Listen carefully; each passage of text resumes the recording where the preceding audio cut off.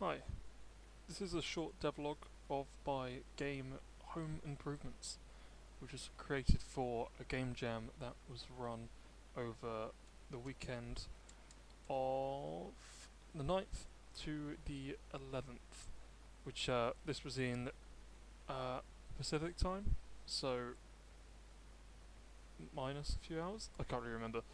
Essentially, it was basically the 8th to the 10th, and then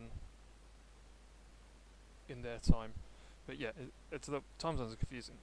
This was run by Saundering Emily and Julie Strator, I believe that's how you pronounce that, with the theme being home. So 48 hours to create something around the theme of home, and I had less than that because of the time zone, but I still think for what time I had, I still made a rather decent game out of it. So let's switch to the game, and I'll play through it once very quickly. Once it loads, there you go. So you start in this room, you can go outside.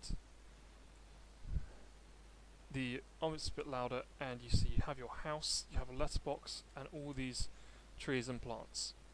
Before I go any further, I will say that I did not make the grass or the trees or these plants. The grass and the plants were obtained through Quixel Megascans, and I found these trees on Sketchfab, just because I was running out of time, and I also didn't create a border because I again was running out of time. But everything else I made myself. So you might recognise this character from other bits of my work, from my masters. This was the enemy model, and I did try to make a new character, but it was taking too long, so I decided just to grab my old character from my masters, retexture it to have a player. So the objective through this is to upgrade your house. So right now we have a blank house, and you do this by interacting with your letterbox, which gives you a series of options with a cost underneath each item. And you can see in the bottom left we have wood 0, fabric 0. To obtain wood and fabric, or wood to start with, we'll go over to a tree, like this one for example. We press E on it, and we punch it down. The animations were obtained through Mixamo, Adobe's Mixamo, just because I'm not so good at character animation. And the same with this cotton plant.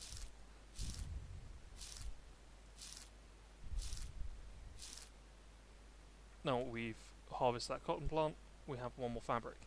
Every time you harvest an item, either another cotton or tree plant will spawn somewhere within the specified area, which is just a square around the house, excluding a perimeter around the house, which is just done by a navigational mesh and a nav mesh bounds, where you can only spawn something on the navigational mesh and not on the bounds.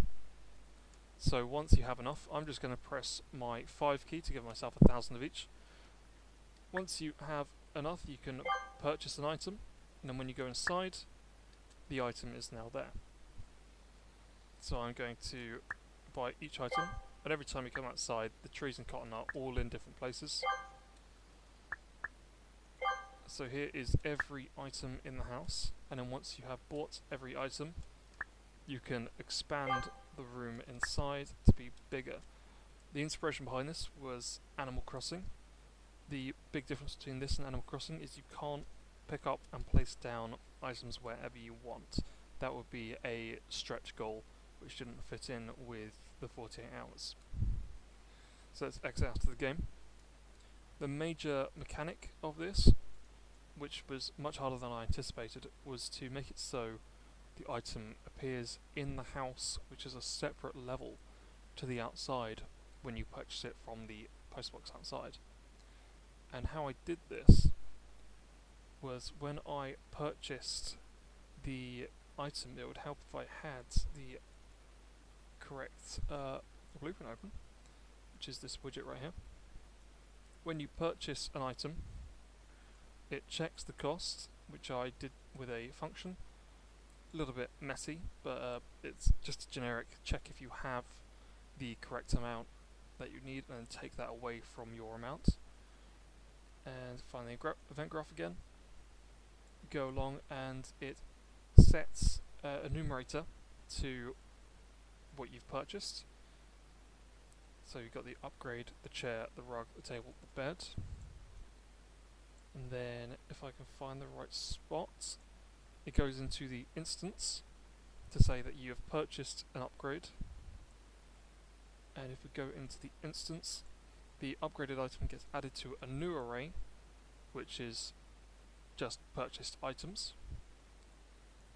And if we go into the home level blueprint, upon begin play, it will check the purchased items within the instance, and it will feed this to my blueprint, the furniture placement, and then the furniture placement will take through the purchased item and use that as a switch to reveal the specific items. Within the scene itself, there is just one major blueprint, which is basically everything you see. So you've got the bed, the table, the chair, the rug, and the expanded room. And each one is invisible by default, but then without collisions, and then shown once you have purchased the item. You can also see that I had extra plans that I wanted to do for this project, but again, because of the time constraint, I never got round to it. And that was to have a left wing, a right wing, and a back wing to the house, where these segments of the walls would be taken away. If I find, there it is. And that would lead on to a trigger volume, which would send you to another level. So you could have the bedroom on the left, a kitchen on the right, and something in the back. And then there'll be various checks. Say, the bed has been purchased, let's move it from this level to the other room. But this isn't something I got onto, this was just what was planned. So that's the major mechanic of the game.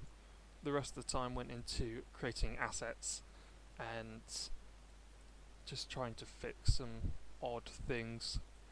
Like in here, I wanted to make it so the camera would not go left or right. And my first solution was just to, on event tick, just have the camera constantly on this up and down the y-axis, maybe? I can't remember off the top of my head. And I realised this wasn't working because anytime the character would spin, the camera would jitter. So I researched other ways and remembered that I could just use a spline with the camera attached. So the camera finds the nearest point on the spline to the player, minuses, I believe it was 350, just so we have that look of where it's just a little bit more back. Yeah, 350. Otherwise it would just be directly above the player and you would not be able to see them. Other stretch goals I wanted to include were how in Animal Crossing the water's curved. I've seen a lot of that in recent tutorials and projects, and it seems to become a little bit of a trend recently among people's projects, and I wanted to have a go myself. Again, time constraints. The reason I'm mentioning all these stretch goals and things I never achieved due to time is because there is another game jam that I believe has already started, but I haven't gotten into yet, just because of some real world commitments I have to attend first. And it's called the $1 Game Jam, where you can either start a new project or continue an old project, which for me would likely be this.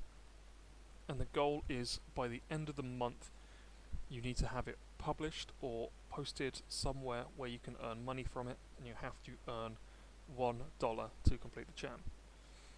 I don't know how that's going to turn out in the UK, where it's pounds here, but I assume I can set the currency to $1 so I can complete the jam.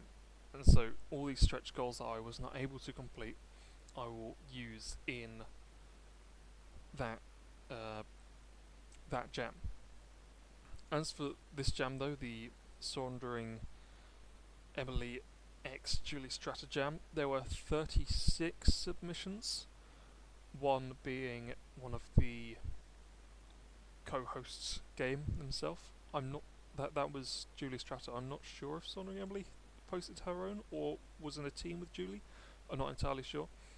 But other than that, there were 35 extra projects, mine included, and they all look very good. There's no prize or anything like that, so this was a completely casual game jam, and this was sort of my first one to get myself back into game development after finishing university. So while I have a little bit of time between now and whenever I manage to get into employment, I thought this was a great opportunity. So yeah, this is home improvement. Yeah, just a short video, maybe 10 minutes, just to show what I have and speak about what I may do with it. Thank you for listening.